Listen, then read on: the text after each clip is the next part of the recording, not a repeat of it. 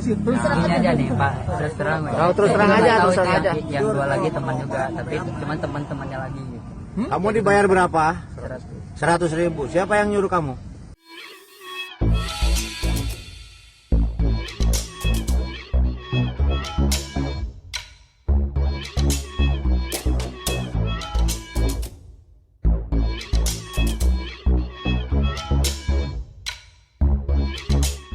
Tonton video ini sampai selesai agar Anda tidak gagal paham.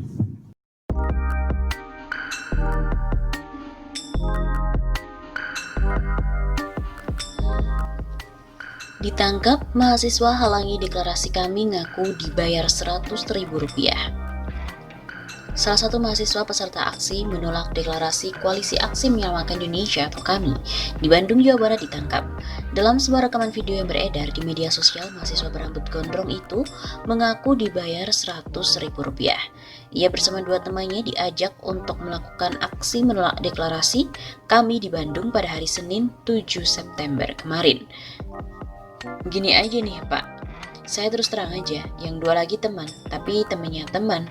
Ucapnya saat diinterogasi sejumlah orang. Kamu dibayar berapa? Tanya orang yang menginterogasi. 100.000. Jawab pemuda yang mengaku sebagai mahasiswa Universitas Islam Bandung atau Unisba itu. Ketika ditanya siapa yang menyuruh untuk menghalangi deklarasi kami, mahasiswa itu sempat mengaku tidak tahu. Setelah didesak, mahasiswa itu akhirnya menyebut nama orang yang menyuruhnya. Tujuannya kamu disuruh dan dibayar itu untuk apa? Tanya orang yang menginterogasi. Saya disuruh doang, nggak tahu apa-apa, kata mahasiswa berambut gondrong itu. Disuruh tapi tidak tahu tujuannya, kalau disuruh maling mau, kata seorang pria yang menginterogasi mahasiswa tersebut. Video pengakuan mahasiswa dibayar Rp100.000 untuk menghalangi deklarasi kami di Bandung ini dibagikan oleh akun Twitter @jokerkiller76. Salah seorang dari gerombolan penghadang deklarasi kami, Jabar, depan Gedung Sate Bandung 7 September yang berhasil diamankan. Ternyata mereka dibayar Rp100.000 per orang. Siapa dalang yang membayar mereka? Begitu tulisnya. Seperti diketahui, kericuhan sempat mewarnai aksi Koalisi Aksi Menyelamatkan Indonesia atau KAMI yang digelar di depan Gedung Sate di Jalan Diponegoro, Kota Bandung pada hari Senin 7 September yang lalu. Kericuhan terjadi menyusul adanya aksi yang digelar oleh dua kelompok massa dari Ikatan Cendekia Cipayung (ICC) dan juga Aksi Mahasiswa Pasundan. Mereka menggelar aksi di depan Gedung Sate. Mereka hanya berjarak beberapa meter dari mobil komando KAMI. Kelompok ini menolak deklarasi KAMI. Awalnya, aksi ketiga kelompok itu berjalan lancar dengan pengawalan sejumlah petugas kepolisian. Masing-masing kelompok pun menyuarakan aspirasinya. Tak berselang lama, peserta aksi moral kami menghampiri kedua kelompok lawannya itu, hingga terjadi adu mulut dan pengusiran. Mereka mengusir kedua kelompok itu karena dianggap mengganggu. Digelar di rumah, deklarasi kami Jabar dihadiri oleh Din Syamsuddin dan juga Gatot Nurmantio. Deklarasi Koalisi Aksi Menyelamatkan Indonesia KAMI Jawa Barat dilaksanakan di sebuah rumah Kota Bandung pada hari Senin 7 September. Din Syamsuddin, Gatot Nurmantio, dan juga Rahmat Wahab hadir dalam deklarasi tersebut. Ketua Pelaksana Deklarasi KAMI Jabar Hari Mulyana dalam sambutannya mengatakan deklarasi KAMI Jabar ini sempat berpindah tempat selama 2 kali. Awalnya banyak simpatisan yang ingin datang ke sini, tapi karena keterbatasan tempat akhirnya kami minta membatalkan ke Bandung. Tapi kami siapkan live streaming. Begitu kata Hari. Presidium KAMI Jawa Barat, Syafril Sofyan, mengakui jika pelaksanaan deklarasi seolah dipersulit dan alasan penolakan juga sempat dibuat-buat. Semua persyaratan telah diupayakan dipenuhi oleh panitia deklarasi yang diketuai Hari Mulyana. Namun selalu saja ada kejanggalan alasan sehingga meskipun pembayaran hotel telah dilunasi, tetap saja deklarasi tak bisa dilaksanakan. Aspek tuntutan hukum menjadi bahan pertimbangan panitia, ujar Sofyan. Oleh karena itu, kami Jabar pun melakukan pemindahan lokasi deklarasi ke sebuah rumah di Kota Bandung dan kemudian akan dilanjutkan dengan gelar aksi di Gedung Sate. Rezim yang dirasakan berlaku tak adil dan menghambat kebebasan berserikat dan menyatakan pendapat. Kami adalah gerakan moral untuk kebaikan bangsa dan juga negara, bukan kekuatan destruktif, karena tidak layak untuk diperlakukan tidak adil atau objek dari penzaliman. Sekadar diketahui, deklarasi ini sempat mendapatkan penolakan dari Aliansi Masyarakat Cipayung. Mereka menilai adanya manuver politik yang mengancam pemerintahan dan juga rawan penyebaran COVID-19. 4 desakan demonstran tolak deklarasi kami Jawa Barat di Bandung. Aliansi Masyarakat Cipayung menolak kegiatan deklarasi Kami Jawa Barat yang rencananya berlangsung di Kota Bandung. Demonstran menggelar aksi di depan Gedung Sate. Pendemo menyampaikan 4 desakan berkaitan dengan penolakan deklarasi Kami Jabar, mendesak Pemprov Jabar dan Pemkot Bandung untuk tidak mengizinkan dan menolak kegiatan tersebut karena merupakan gerakan politik dari tokoh-tokoh yang haus kekuasaan dengan membungkusnya dengan judul gerakan moral. Menurutnya, kegiatan deklarasi tersebut dapat menjadi klaster baru lantaran saat ini masih masa pandemi corona. Sebab sambungnya kegiatan kami juga akan mengundang massa. Mendesak gugus tugas percepatan penanggulangan COVID, Prof. Jabar, dan Kota Bandung untuk ikut menolak kegiatan deklarasi kami di Kota Bandung. Demonstran juga meminta Polda Jabar dan Polrestabes Bandung untuk tegas tidak mengeluarkan izin kegiatan tersebut.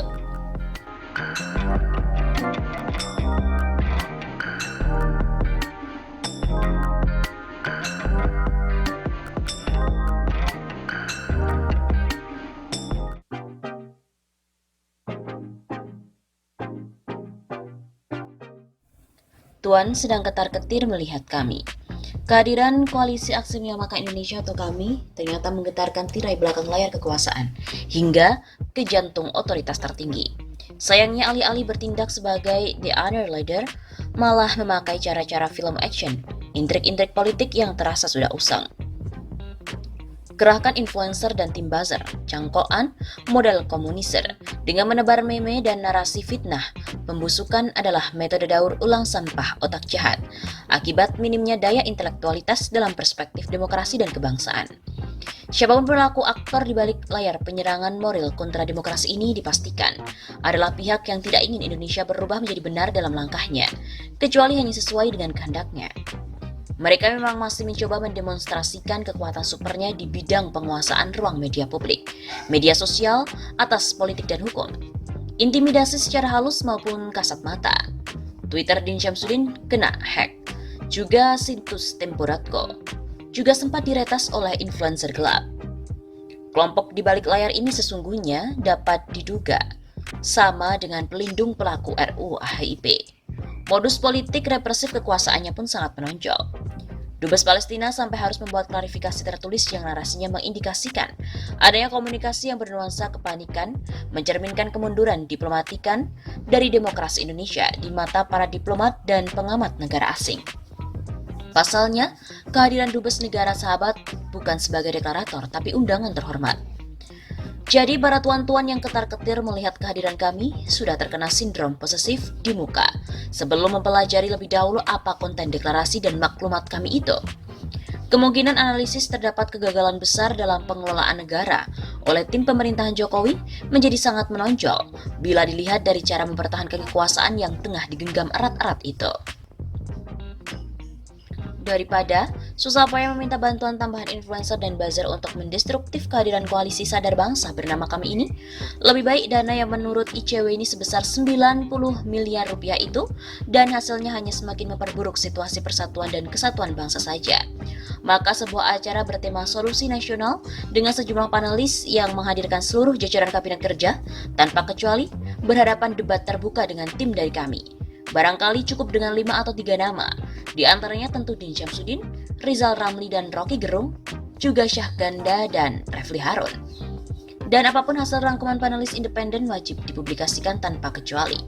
Mungkin ini adalah cara terbaik dalam demokrasi Pancasila yang tengah menghadapi situasi tidak menentu akibat tata kelola berdasarkan selera dan bukan nalar logika. Jadi daripada sedemikian ketar-ketirnya tuan-tuan menyambut kehadiran kami dengan pola raga memalukan itu sehingga membuat makin tajam sinisme kepada kepemimpinan, lebih baik menyerah terhormat dalam ruang tukar pendapat terbuka langsung di mata publik.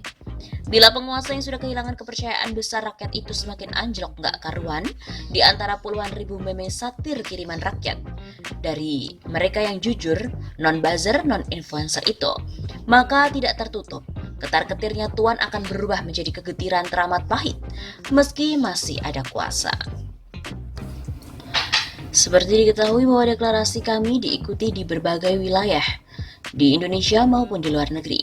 Sejumlah tokoh yang hadir dalam deklarasi Koalisi Aksi Menyelamatkan Indonesia atau KAMI di Tugu Proklamasi Jakarta, yang salah satu deklaratornya adalah Din Syamsuddin, menyebut bahwa deklarasi tersebut digelar di berbagai daerah dan luar negeri. Alhamdulillah sudah terbentuk KAMI di berbagai daerah, bahkan di luar negeri yang pada hari itu juga mereka melakukan deklarasi. Hadir pula di antaranya yaitu Gatot Nurmantio, Amin Rais, Said Didu, Refli Harun, Abdullah Hehamahua, Ahmad Yani, Mutia Hatta, Rocky Gerung, Ihsanuddin Nursi, dan lain-lainnya. Din juga mengatakan kami merupakan gerakan moral atas nama rakyat Indonesia untuk menegakkan keadilan dan kebenaran serta menciptakan kesejahteraan sosial. Bahwa gerakan moral tidak sepi dari politik. Kita juga berpolitik, tapi politik moral.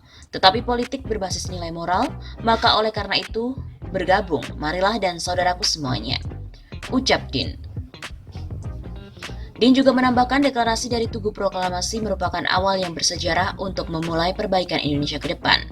Tunggulah komando pesan dari kami bertiga ditunjuk Presidium Gatot Nurmantio, Rahmat Wahab, Ketum Komite Hitah NU 1926, dan saya sendiri sebagai rakyat Indonesia.